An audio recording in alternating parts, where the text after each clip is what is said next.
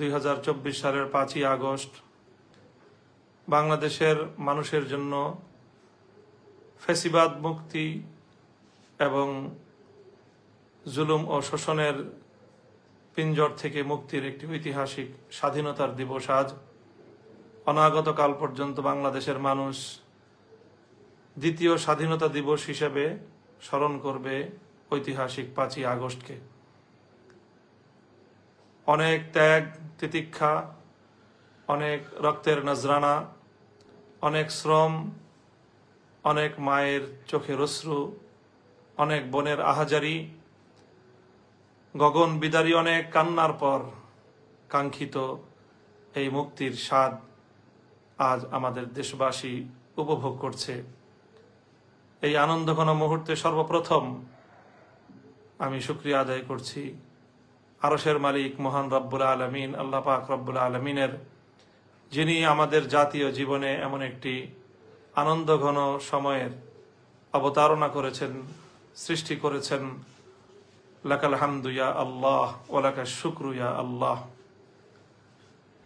এরপরে আমি শুকরিয়া আদায় করছি, কৃতজ্ঞতা জ্ঞাপন করছি দীর্ঘ 16 বছরের এই ফ্যাসিবাদ বিরোধী আন্দোলন এবং সংগ্রামে যাদের আত্মত্যাগ রয়েছে, বিভিন্ন বিরোধী দলীয় নেতাকর্মী যারা অপরিসীম ত্যাগ এবং আত্মত্যাগ, বিভিন্ন জুলুম এবং নির্যাতনের শিকার হয়েও তারা যেভাবে ইস্পাত কঠিন দৃঢ়তা নিয়ে এই ফ্যাসিবাদের বিরুদ্ধে তাদের সংগ্রামকে অব্যাহত রেখেছেন, তাদের সকলকে, বিশেষত যারা এই সময়টায় গুম খুন সহ নানা নিপীড়নের শিকার হয়েছেন, সেই সকল মানুষগুলোকে আমরা স্মরণ করছি। গুম খুনের শিকার হওয়া আমাদের সেই সকল ভাই বোনদেরকে আমরা স্মরণ করছি, যাদেরকে বিগত 16 বছরে আমরা হারিয়েছি। বিরোধী দলীয় নেতাকর্মী, বিএনপি, জামায়াতে ইসলামী এবং বিশেষ করে হেফাজতে ইসলাম সহ বাংলাদেশের ভিন্ন মতাবলম্বী মানুষের উপর, জনতার উপর ফ্যাসিবাদের যে ভয়াল আক্রমণ এ দেশবাসী প্রত্যক্ষ করেছে, বাংলাদেশের ইতিহাসে এই 16টি বছর কালো অধ্যায় হিসেবে বিবেচিত হবে। এই সময়টায় যারা এহেন নিপীড়ন এবং জুলুমের শিকার হয়েছেন, অনেক মানুষ পঙ্গুত্ব বরণ করেছেন, অনেক মা তার সন্তানকে হারিয়ে আজও পর্যন্ত পথের পানে চেয়ে থাকেন, গুম হওয়া সন্তান বুঝে আবার ফিরে আসবে। সেই সকল মায়েদেরকে আমরা সালাম জানাই। সেই সকল মায়েদের মুখে আমরা মনে করি আজ কিঞ্চিত পরিমাণ হলেও এ জাতি হাসি ফোটাতে পেরেছে। এ জাতির দামাল কামাল তরুণ সন্তানেরা সেই সন্তান হারা মায়ের বুকে একটু হলেও সান্ত্বনার পরশ বুলিয়ে দিতে পেরেছে। তো আমি এই 16 বছরের নিপীড়নের শিকার সকল ব্যক্তি এবং পরিবার এবং সকল সংগঠনগুলোকে আমি কৃতজ্ঞতা জ্ঞাপন করছি। সেই সঙ্গে বিশেষভাবে স্মরণ করতে চাই 2013 সালের 5ই মে ভয়াল কালো রাতে শাপলা চত্বরে রাসূল আকরাম সাল্লাল্লাহু আলাইহি ওয়াসাল্লামের ইজ্জত এবং সম্মান রক্ষা, ফ্যাসিবাদের মোকাবেলায় যে তৌহিদি জনতা শাপলা চত্বরে জড়ো হয়েছিল নাস্তিক্যবাদের বিরুদ্ধে, সেখানে রাতের অন্ধকারে যে তাদের উপর গণহত্যা পরিচালনা করা হয়েছিল, সেই হত্যাকাণ্ডের শিকার সকল শহীদদেরকেও শ্রদ্ধা ভরে স্মরণ করছি। আল্লাহ তাদের সকলের শাহাদাতকে কবুল করুন। সেই সঙ্গে 2021 সালে বাংলাদেশের স্বাধীনতার সুবর্ণ জয়ন্তী অনুষ্ঠানকে কেন্দ্র করে যে ক্র্যাকডাউন, যে নির্যাতন হেফাজতে ইসলামের আলেম ওলামা এবং দেশবাসীর উপর চালানো হয়েছে, দীর্ঘ 3 বছর পর্যন্ত শত শত সহস্রাধিক হেফাজতের নেতাকর্মী বৃন্দ এই স্বৈরাচারী ফ্যাসিবাদের দ্বারা জুলুম এবং নির্যাতনের শিকার হয়েছে, কারাভোগ করেছে। তাদের সকলের শুকরিয়া আদায় করছি এবং তাদের সকলকে আজ শ্রদ্ধা ভরে স্মরণ করছি। এবং সর্বশেষ সবচেয়ে বেশি শ্রদ্ধা, ভালোবাসা এবং হৃদয়ের রক্তক্ষরণ যাদের জন্য সবচেয়ে বেশি, যাদেরকে আমরা স্মরণ করব, মধ্য জুলাই থেকে চলমান কোটা সংস্কার আন্দোলনে, বৈষম্য বিরোধী ছাত্র আন্দোলনের যে সকল নেতাকর্মী অকাতরে প্রাণ দিয়েছে, বিভিন্ন গণমাধ্যমের সংবাদ সূত্রে বিগত এই অর্ধ মাসে 3 শতাধিক প্রাণ কেড়ে নেওয়া হয়েছে। প্রত্যক্ষদর্শী এবং অনুসন্ধিৎসুদের ধারণা এবং তাদের বিশ্বাস, প্রকৃত হত্যাকাণ্ডের চিত্র এর চেয়ে অনেক বেশি ভয়াবহ এবং শহীদ মানুষের সংখ্যা এর চেয়েও আরো কয়েক গুণ বেশি হবে। আমরা এই যারা প্রাণ দিয়েছে, রংপুরের আমাদের ভাই আবু সাইদ এবং মুগ্ধ ছড়ানো আমাদের ভাই মুগ্ধ সহ এই আত্মদানকারী এই সকল শহীদদেরকে আজ বিজয়ের এই শুভ লগনে আমরা অত্যন্ত গভীর শ্রদ্ধা ভরে তাদেরকে স্মরণ করছি। মহান রব্বুল আলামিনের দরবারে তাদের জন্য মাগফিরাত কামনা করছি। আল্লাহ যেন তাদের এই শাহাদাতকে কবুল করেন এবং তাদের দেখানো এই পথে আগামীর বাংলাদেশ যেন গড়ে উঠতে পারে। আমরা যেন এই সকল শহীদদের আত্মদানের সাথে বিশ্বাসঘাতকতা না করি। এ জাতি যেন এ সকল জাতির শ্রেষ্ঠ সন্তানদের আত্মত্যাগের যে ঋণ, এটা যেন একটি সুন্দর দেশ এবং জাতি গঠনের মধ্য দিয়ে সে ঋণ কিঞ্চিত হলেও পরিশোধ করতে পারে। আল্লাহ রাব্বুল আলামিনের কাছে জাতির জন্য সে তৌফিক আমি কামনা করছি। প্রিয় দেশবাসী,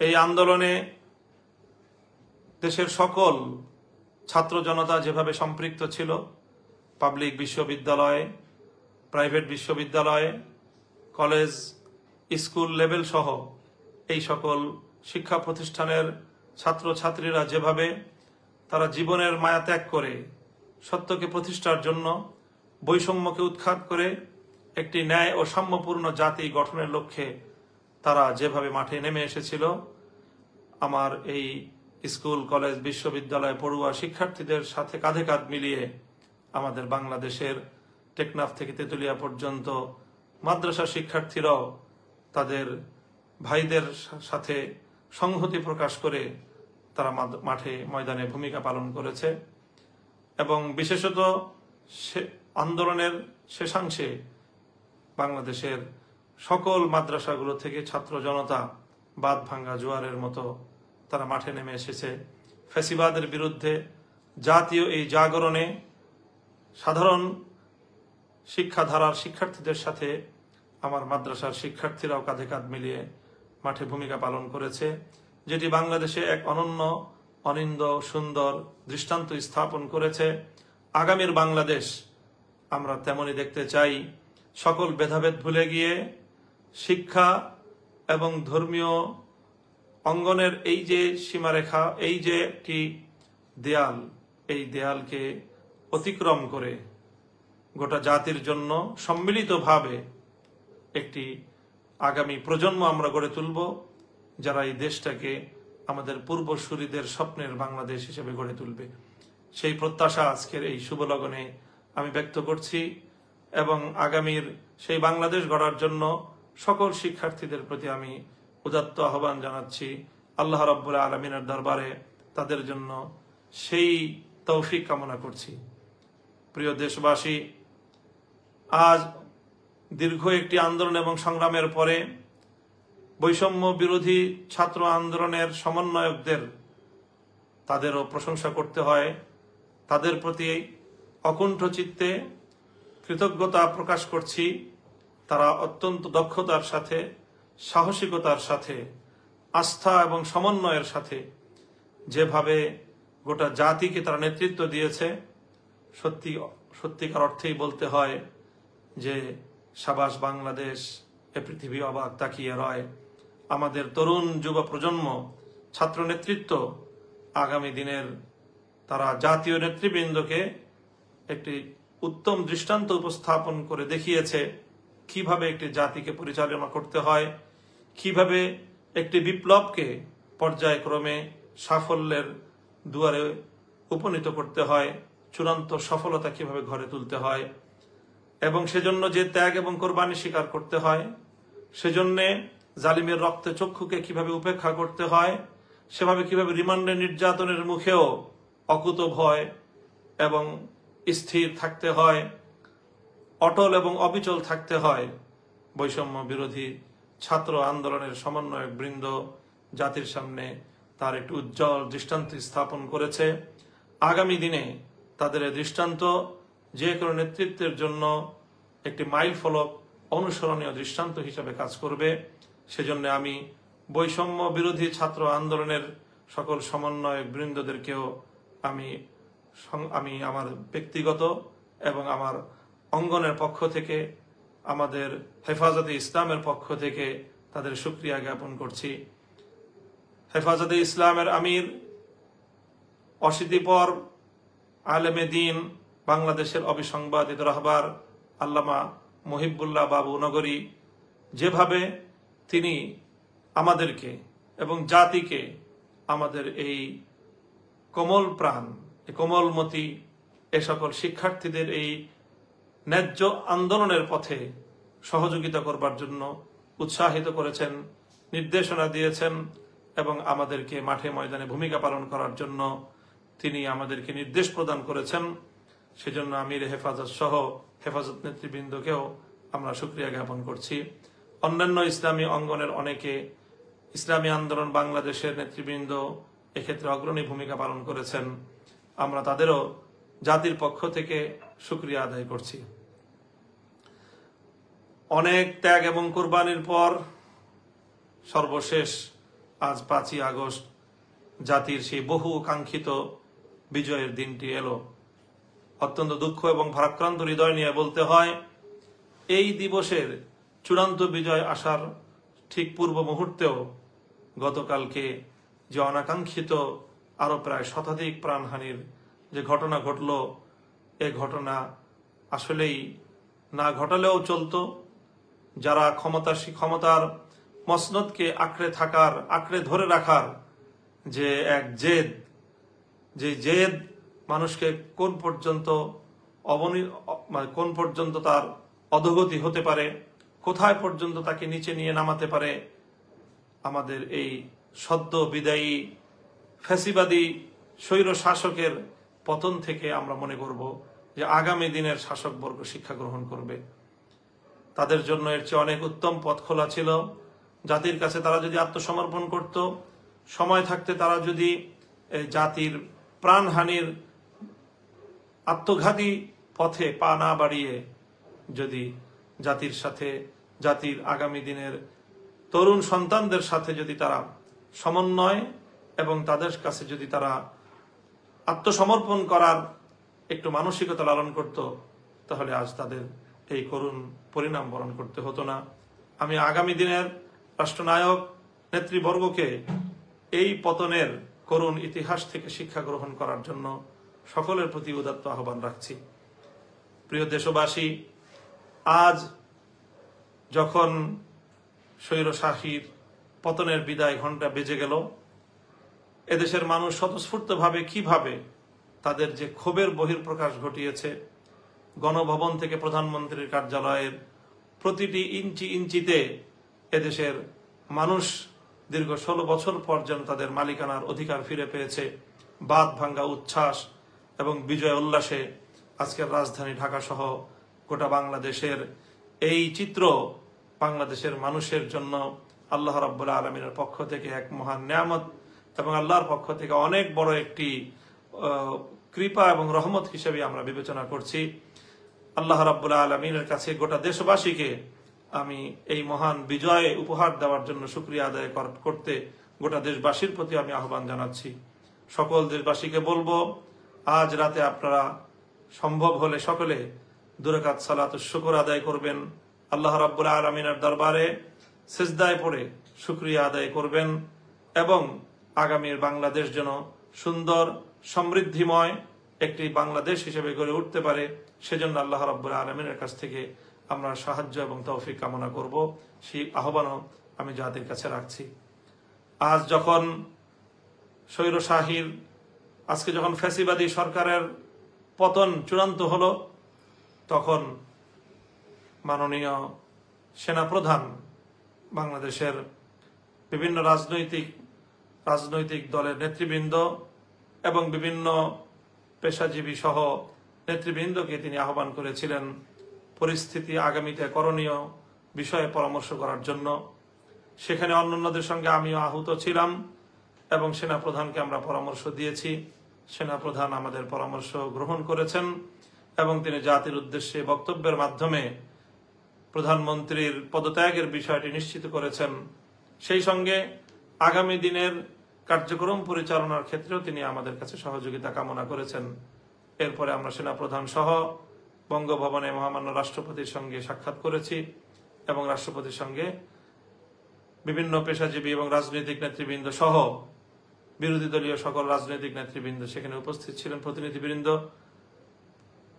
মহামান্য রাষ্ট্রপতির সভাপতিত্বে বা তার নেতৃত্বে সেখানে বৈঠক অনুষ্ঠিত হয়েছে এবং আগামী দিনের জরুরি কিছু করণীয় বিষয়ে আমরা একমত হয়েছি। জাতির উদ্দেশ্যে সেই বিষয়গুলো ইতিমধ্যে আমরা বর্ণনা করেছি, আবারও বলছি যে সেখানে রাষ্ট্রপতি সহ 3 বাহিনীর প্রধান, সেনাবাহিনী, নৌবাহিনী এবং বিমান বাহিনীর প্রধান সহ সামরিক ঊর্ধ্বতন কর্মকর্তাগণ, বিএনপি, জামায়াতে ইসলামী, জাতীয় পার্টি সহ অন্যান্য দলের নেতৃবৃন্দ এবং সিভিল সোসাইটির নেতৃবর্গ সহ অনেকেই সেখানে উপস্থিত ছিলেন এবং বৈঠকের শেষাংশে বৈষম্য বিরোধী ছাত্র আন্দোলনের সমন্বয়ক বৃন্দ কয়েকজন সেখানে অংশগ্রহণ করেছেন। পরবর্তী তাদের সঙ্গে আরো বিশদ বৈঠক হওয়ার সিদ্ধান্ত ছিল। সেখানে আজ যে বিষয়গুলো আমরা ঐক্যমতে পৌঁছেছি সে বিষয়গুলো জাতির জন্য জানা প্রয়োজন। আমরা সেখানে প্রথমেই এই বৈষম্য বিরোধী আন্দোলনে যে সকল মানুষের প্রাণ গিয়েছে, ছাত্র, শ্রমিক, কৃষক, নারী, পুরুষ, শিশু, যাদেরই প্রাণ গিয়েছে প্রায় 3 শতাধিক মানুষের, গণমাধ্যমের সূত্র অনুযায়ী এবং প্রত্যক্ষদর্শীদের ধারণা মতে আরো অনেক বেশি। সেই সকল আত্মদানকারী সকল শহীদানের জন্য শোক প্রস্তাব গ্রহণ করা হয়েছে এবং তাদের রুহের মাগফিরাত কামনা করে দোয়া মোনাজাত পরিচালনা করা হয়েছে। সেখানে ঐক্যমত পোষণ করা হয়েছে। সেনাপ্রধান এবং রাষ্ট্রপতি আমাদেরকে আশ্বস্ত করেছেন যে এই সকল হতাহত এবং এই প্রাণহানি, জানমালের অপূরণীয় ক্ষয়ক্ষতির জন্য যারা দায়ী সকলের উপযুক্ত বিচারের ব্যবস্থা করা হবে এবং কোনো অপরাধী পার পাবে না বলে তারা আমাদেরকে আশ্বস্ত করেছেন, কথা দিয়েছেন। আমরা তাদের কথার উপর আস্থা রাখতে চাই। তারপরে সেখানে আরেকটি সিদ্ধান্ত আমরা একমত হয়েছি আমরা যে দ্রুত সময়ের মধ্যে অন্তর্বর্তীকালীন একটি সরকার গঠন করা হবে। আমরা আশা করব যে সেটিও ইনশাআল্লাহ দ্রুত সময়ের মধ্যেই জাতির সামনে অন্তর্বর্তীকালীন সরকারের রূপরেখা সহ সকল বক্তব্য জাতির সামনে খোলাসা হয়ে যাবে। সেই সঙ্গে এ বিষয়ে একমত হয়েছেন। রাষ্ট্রপতি আশ্বস্ত করেছেন যে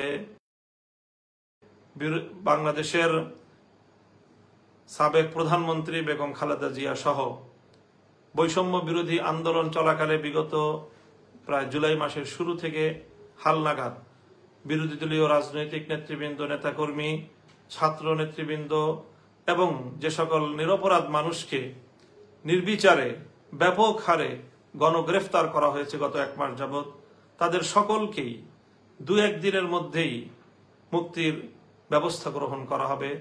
সেনাপ্রধান নিজে এ ব্যাপারে আশ্বস্ত করেছেন, রাষ্ট্রপতি নিজে দায়িত্ব গ্রহণ করেছেন। সেই সঙ্গে সবচেয়ে গুরুত্বের সঙ্গে যে বিষয়টিতে আমরা একমত হয়েছি সেটি হলো এই বিজয়কে যেন কেউ কলুষিত করতে না পারে, অভূতপূর্ব জনতার এই বিজয়কে যেন কেউ কলঙ্কিত করতে না পারে, অনাহত, অনাকাঙ্ক্ষিত আর কোনো ঘটনা যেন আমাদের জাতীয় জীবনকে আমাদের আঘাত দিতে না পারে, সে বিষয়ে আমরা সকলেই সজাগ থাকব।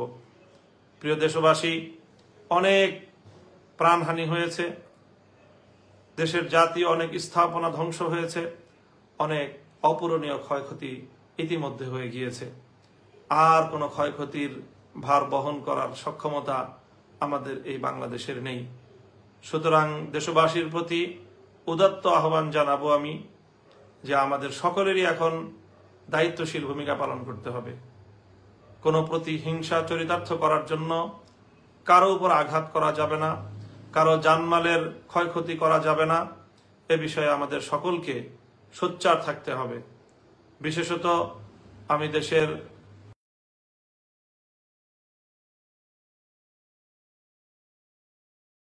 আলেম সমাজ, ইমাম সমাজকে আমি বিশেষভাবে আহ্বান জানাবো যে আপনারা এ ব্যাপারে সোচ্চার থাকবেন এবং আপনারা সক্রিয় ভূমিকা পালন করবেন।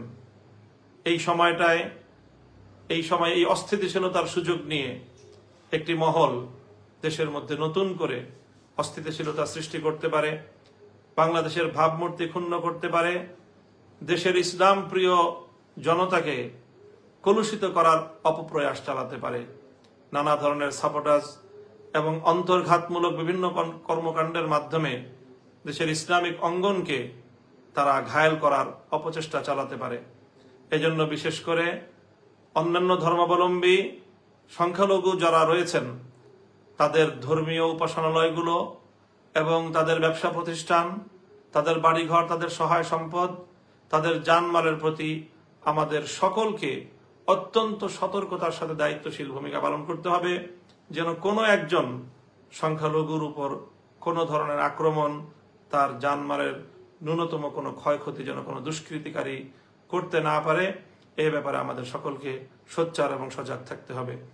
বিশেষত আজ রাত যেহেতু একটি সরকার পতন ঘটেছে, এই সময়টায় স্বাভাবিকভাবেই প্রশাসন এবং আইন শৃঙ্খলা রক্ষাকারী বাহিনীর মধ্যে একটি অস্থিরতা এবং একটি দুর্বলতা কাজ করবে। এই সুযোগে আজ রাতেই অনেক অঘটন ঘটে যেতে পারে। এই জন্য আমার বক্তব্য যারা শুনছেন তাদের সকলের প্রতি আমার উদাত্ত আহ্বান যে আজ রাত অন্তত আপনারা পাড়ায় পাড়ায়, মহল্লায় মহল্লায় এলাকাবাসীকে নিয়ে, মসজিদের মুসল্লিদেরকে নিয়ে আপনারা রাত্রি জাগরণ করুন। অবশিষ্ট রাতের শেষ প্রহর, রাতের আধারে কোনো অঘটন যেন কেউ ঘটাতে না পারে, সেজন্য আপনারা দায়িত্বশীল ভূমিকা, প্রহরার ভূমিকা আপনারা পালন করবেন।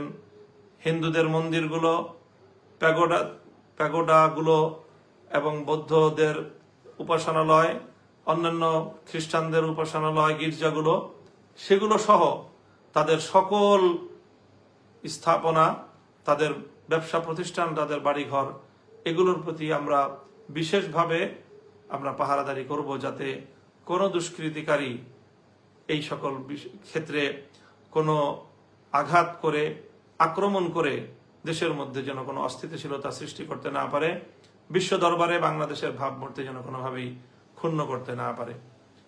সেই সঙ্গে আরেকটি বিষয় আমি বিশেষভাবে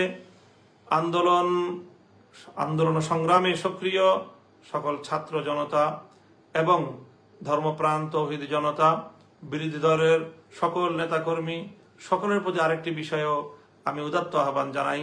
আল্লাহ রাব্বুল আলামিন আমাদেরকে যে ঐতিহাসিক বিজয় দান করেছেন, ক্ষুদ্র ব্যক্তিগত প্রতিহিংসা চরিতার্থ করার জন্য আমরা এই মহান বিজয়কে কোনোভাবেই কলুষিত করার অপপ্রয়াস চালাবো না।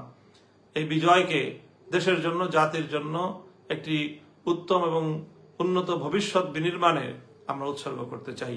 সেই হিসেবে কেউ ব্যক্তিগত রাজনৈতিক প্রতিহিংসা, রাজনৈতিক প্রতিপক্ষকে ঘায়েল করার মোক্ষম সুযোগ হিসেবে এটিকে কেউ ব্যবহার করার চেষ্টা করবেন না।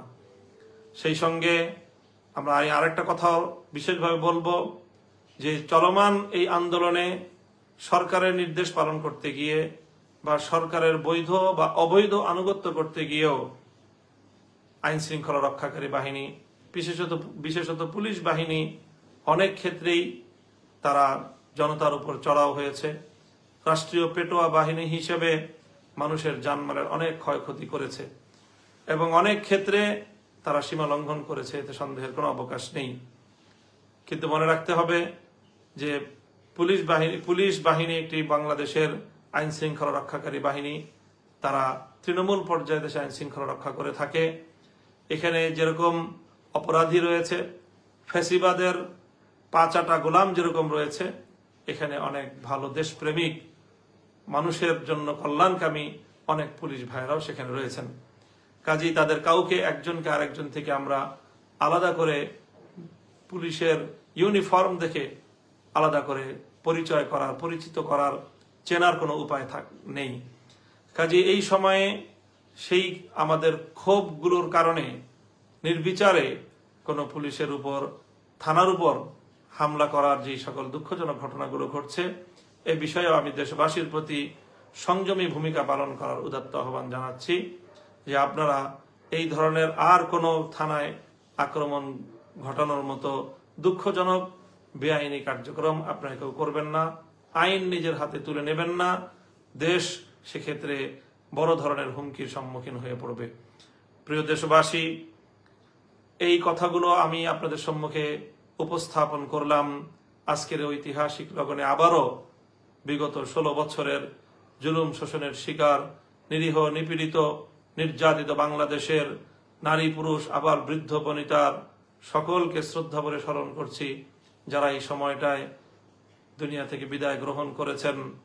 বিশেষ করে আমাদের হেফাজতে ইসলামের মরহুম আমির আল্লামা আহমদ শফি, আল্লামা জুনায়েদ বাবু নগরী, আল্লামা নূর হোসেন কাসেমি মহাসচিব, আল্লামা নুরুল ইসলাম মহাসচিব, যারা হেফাজতে ইসলামকে আজকের এই পর্যায়ে উপনীত করে আমাদের মাঝ থেকে বিদায় নিয়েছেন, তাদের রুহের মাগফিরাত কামনা করছি। আল্লাহ তাদেরকে জান্নাতের উচ্চ মাকাম দান করুন।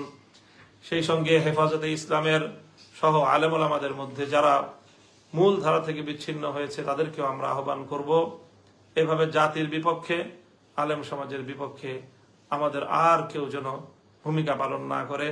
আজকের এই ঐতিহাসিক, এই অভূতপূর্ব বিজয়ের দিনে আমরা গোটা জাতির প্রতি অকুণ্ঠ চিত্তে তাদের প্রতি শ্রদ্ধা এবং শুকরিয়া জ্ঞাপন করছি। মহান আল্লাহ রাব্বুল আলামিনের দরবারে আবারও শুকরিয়া আদায় করছি এবং সকলকে আহ্বান জানাচ্ছি, আসুন আমরা সকলে হাতে হাত রাখি।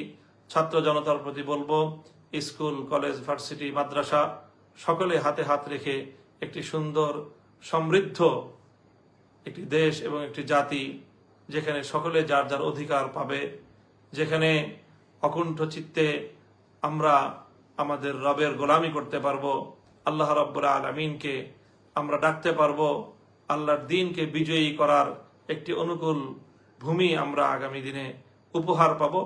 এরকম একটি বাংলাদেশকে আমরা গড়ে তুলবার জন্য সকলে যার যার জায়গা থেকে ভূমিকা পালন করব। আগামীর সুন্দর বাংলাদেশ গড়ার প্রত্যয় নিয়ে এবং সেই প্রত্যাশা ব্যক্ত করে আমি আজকের বক্তব্য এখানেই শেষ করছি। সকলে দোয়া করবেন, দেশের জন্য দোয়া করবেন, আমার জন্য দোয়া করবেন, আগামীর বাংলাদেশ গড়বার জন্য আল্লাহ রাব্বুল আলামিনের সাহায্য কামনা করবেন। ওয়া আখিরু দাওয়ানা আনিল হামদুলিল্লাহি রাব্বিল আলামিন।